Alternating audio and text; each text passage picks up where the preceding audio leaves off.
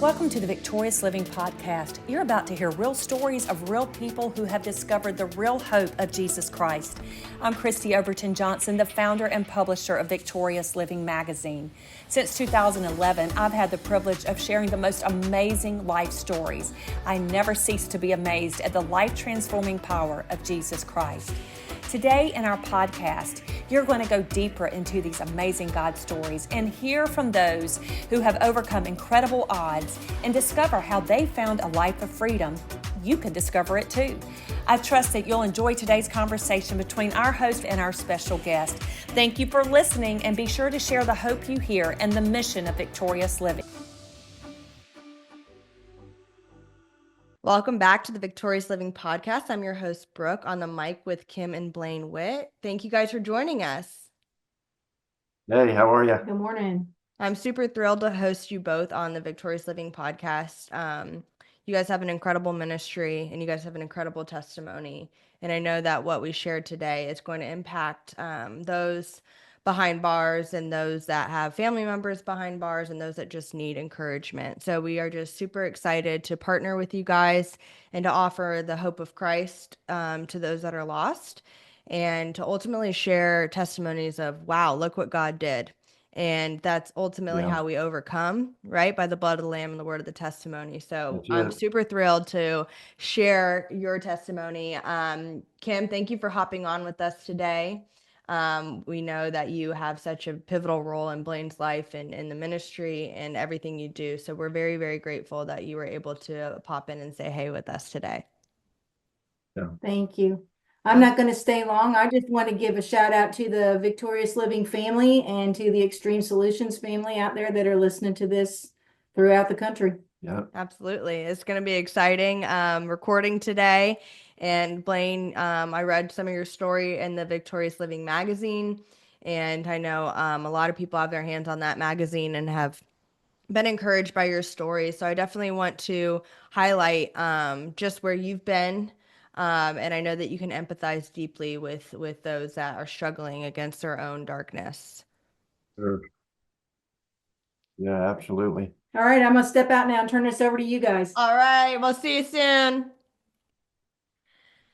So just kind of quick recap on a little bit of my story. It goes back a long way. But when I was young and coming up in a dysfunctional family, extremely dysfunctional family, a lot of violence and addictions. And I always say, if you look up the word dysfunction in the dictionary, I'm pretty sure our family tree is going to be in there somewhere. Mm-hmm. But, you know, our test is what turns into our testimony. And coming out of a very violent background, when I was younger, I ended up with an attempted murder charge. I won't go into all the details. That it is what it is. Mm-hmm. And it was obviously very traumatic. I had a 2-month-old baby in the house. My wife was traumatized by the whole event. And, you know, all the police showing up in the front yard and detectives and so on and so on. And, but that was really a part of my life back then. I mean, this is a very small snapshot of it, but that was a part of my life that has caused me to do what I do today. Mm-hmm. Because you used the word empathize a few minutes ago. And unless you've actually been in those shoes and you've experienced what it's like to have those handcuffs put on, and you feel your life flash before your eyes, like, oh my God, what's going to happen now? Right. And you got how did we get here? In the street. Yeah. Exactly. Yeah. And not only how did we get here, that's pretty easy to answer that question. The big question was, how do you move forward? And so as we all know, the God we serve is an amazing God. And, you know, he knows the beginning from the end. And so fast forwarding, when I felt like the Holy Spirit was calling me to come into the prisons, it wasn't hard to connect with the population of men, their stories, their background, their history, the traumas in their life. And So it wasn't hard to connect at all. And to be honest too, Brooke, I don't even know how some of the men how they ever make it, how they even survive to get to prison because of what they've experienced in their childhood coming up. Yep. And so a lot of that is all tied together, as we know. Yeah. And so, Well, the anger oh, and I'm sorry. sorry, the anger and like the hurt, like, and we all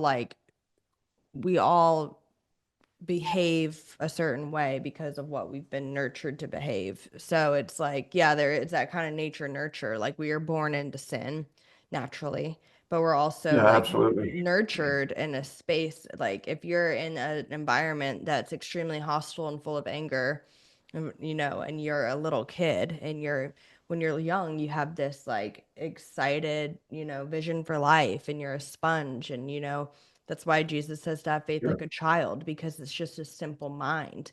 And when that simple Right. mind is being confronted with hate and anger and abuse and things that no child or adult should ever have to go through, when you're trying to reconcile that pain, you turn to anger, you turn to alcohol, you turn to drugs, you turn to Right. violence.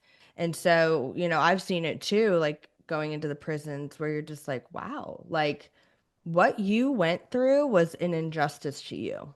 Like what Yeah. happened to you should not have happened to you. If you were abused by a family member sexually or physically, that's wrong. That should not have happened to you. Like period. Absolutely. And it's nasty and it's not of God, and so then it's like, not that you make excuses for, oh, well, that makes sense why you did X, Y, and Z. Like, no one should turn to violence or anything. But in our weakness, like, we all fall short, and we all like turn to things that aren't heavenly and aren't Christ-like. And so Sure. you really see that, I'm sure with your story, you meet the men and women in prison and you have like, with the Jesus response, where when Jesus responds in compassion, that word compassion is like from his gut. He feels like gravitating towards you and your weakness. And so I'm Yeah. sure and I don't want to steal your thunder because I want to keep, sharing your story, but I imagine with your story, when you're met with young men and women, old men and women that are in the prison system, you feel it in your gut. You're like, I know Sure. that feeling, that empathy that you're Yeah, talking about. yeah, absolutely, Brooke. One of the things that we teach emphatically in the prison, along with many things, but a human being literally becomes what you believe. Mm, It's our belief system. And when you're raised up in an environment that is dysfunctional, we'll just use that term, dysfunctional, and fill in the blanks, what that looks like for you, you end up in a situation in prison many times. And now you have literally become what you have believed or heard all your life. You're a loser, you're a failure. Or if you've grown up in poverty and that's all your family knows, it becomes generational. And so I would say most men that get in that situation were like me, and you don't know a way out. You don't know what you don't know. You don't even know what questions to ask somebody. If somebody came along the road and said, "Hey, I'm the Good Samaritan, I want to help you. What do you need?" You don't even really know how to answer that question because you're raised up in that environment, and the environment you're raised in is all you know. And mhm, so that's one of the things we really teach. Romans says we're changed daily. Daily is a key word, by the renewing of our mind. And that word renewing, it's very helpful for me because it means it's a process. It doesn't just happen overnight. And so the men and women that may be seeing this, maybe even around the nation, I hope that's a tool that they can take, or a word of inspiration, that it's okay where you are right now as long as you don't stay there. As you said a minute ago, it's not an excuse. Nobody's given anybody the keys to the kingdom of excuses. mhm, It is what it is. You did what you did. You may be a byproduct of your environment, but now what? What do you do now with your life? How do you grow? How do you move forward? And how do you grow your vision? And I just shared with a group of men the other day, Brooke, that when it comes to vision, you will never be able to touch what you can't see. Mm. And if you can't see it first, you're not going to touch it at all. Yep. And that's what vision is. And again, when you're incarcerated and you're behind that razor wire and you have that state ID with a number, that becomes your identity. That's who you are. And so when the gavel dropped in the courtroom, for most men and women and youthful offenders, that was the end of vision. If you had any vision or aspirations for success at all, that ended it. And most men and women incarcerated think, just let me do my time. And then when I get done with my time, I'll pick up where I left off. Right. But I want to encourage all the viewers that your vision did not stop when that gate popped behind you and you walked in behind that razor wire. Matter of fact, capitalize, grow, learn, grab everything you can, grab all the resources you can, and stand on the promises of God that God says, I will restore everything the locusts have eaten. Mm-hmm. And so that's just a great word. It's a great word of encouragement for the men and women, youthful offenders that might be distraught. You know, they're Yeah. like, I can't go anywhere. I'm an inmate. We hear that all the time. Well, Pastor Blaine, I'm just an inmate. No, you're not just an inmate. You're a human being that has ideas and philosophies and goals and dreams and hopes and aspirations. And you can't let your sentence rob you of that victory, Right. if that makes sense. Yeah, absolutely. And, each person is created with natural born gifts, and like even just identifying some of the things you're good at, like whether you're behind bars or not, you can identify if you're a leader, if you're an artist, or if you're a musician, or if you're a Sure. singer, or if you're an athlete. There are so many things, like who you are, made in the image of God, doesn't change based on where you're at. And so Oh, absolutely. when you're in a space of, you're being stripped of things that, you're stripped of luxuries, you're stripped of warmth, when it's cold, or you're stripped Right. of different comforts. You really are in the prison system. You're being disciplined for something that you've done or been a part of, Right. or um, and there could be a ton of things swirling around in your mind. Well, like, I shouldn't even be here, and I should, and all these things. And again, like, that's real. But in the same breath, it's like you have this opportunity, like you're saying, to really identify, okay, who does God say that I am? When I get out of here, right? And not just like, can't wait to get out and just like not be here anymore, but like, what am I going to do? And we've had the privilege between the magazine and this podcast hosting exceptional men and women like yourself who are like, yeah, like there are some really great visions and planning that I saw God nurturing while I was behind bars. And now I'm outside seeing the fruition of all of those things. So, Blaine, maybe you can give us a couple stories with what you've witnessed, or generalizations of what you've seen, some of the people doing and cultivating outside of prison. Yeah.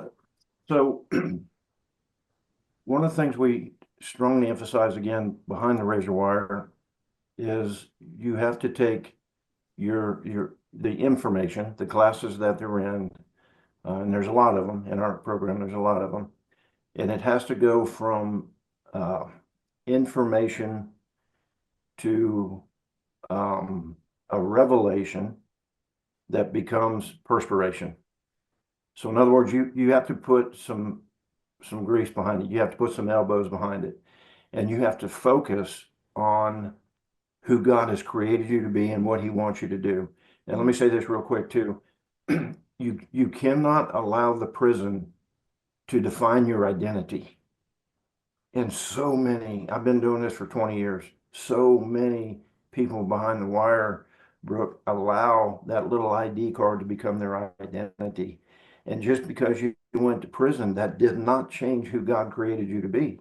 Mm. And so the way that we see that manifest on the outside of the wire is when men really truly grab a hold of this and they take all of the classes serious.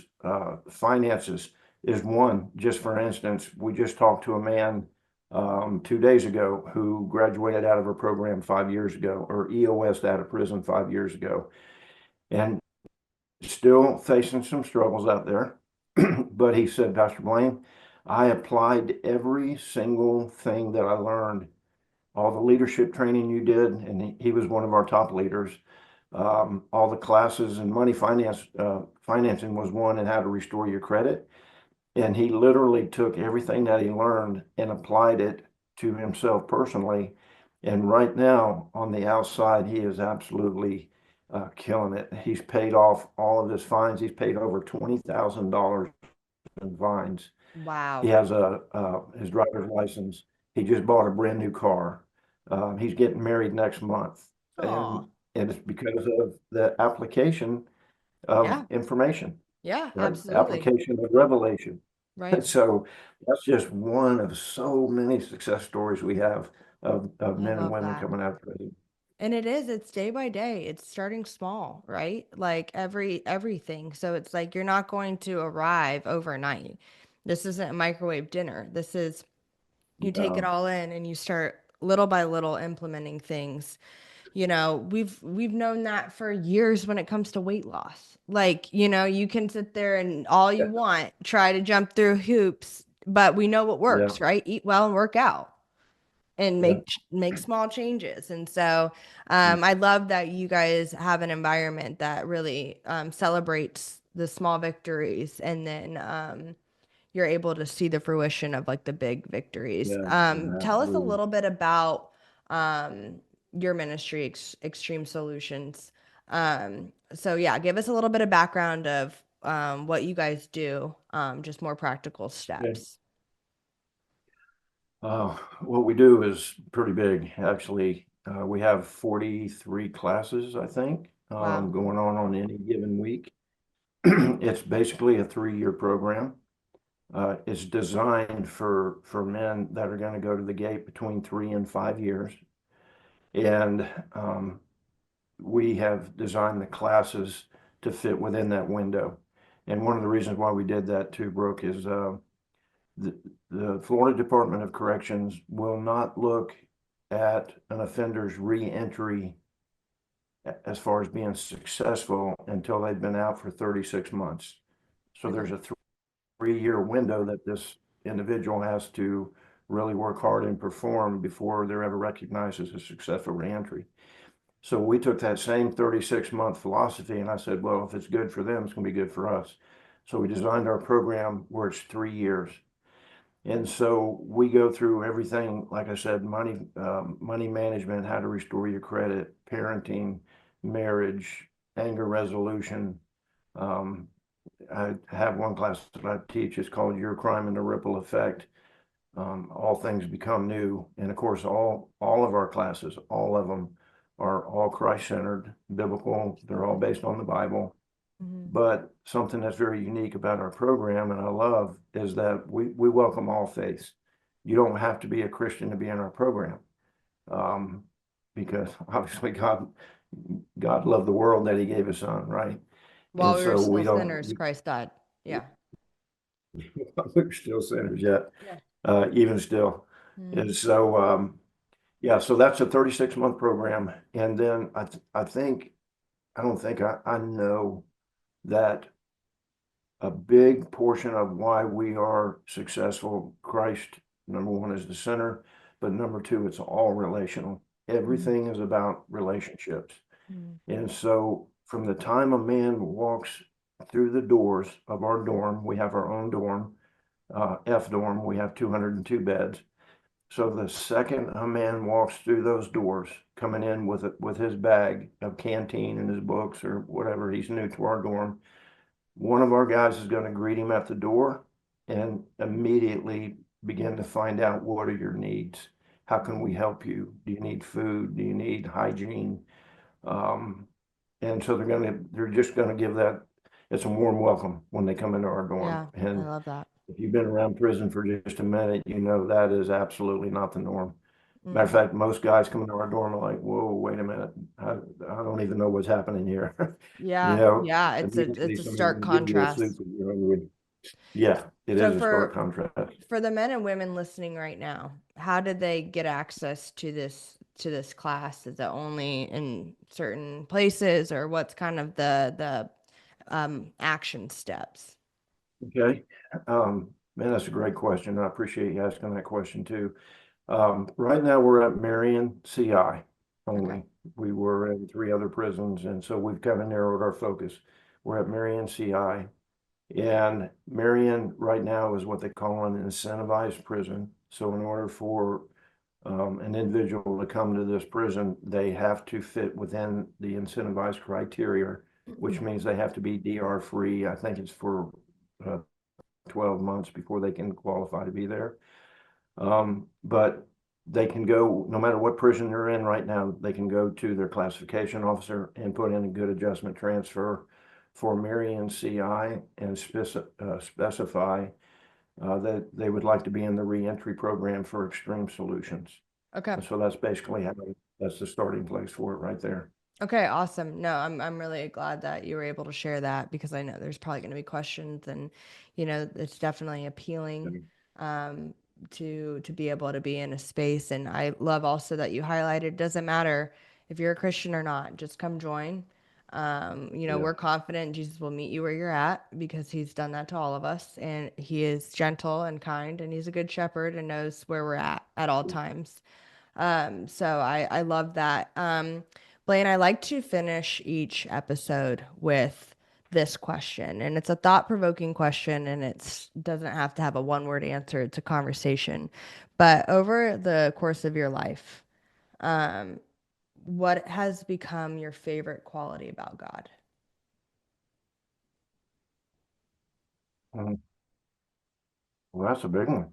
It's a big one. Favorite Yeah. property about God.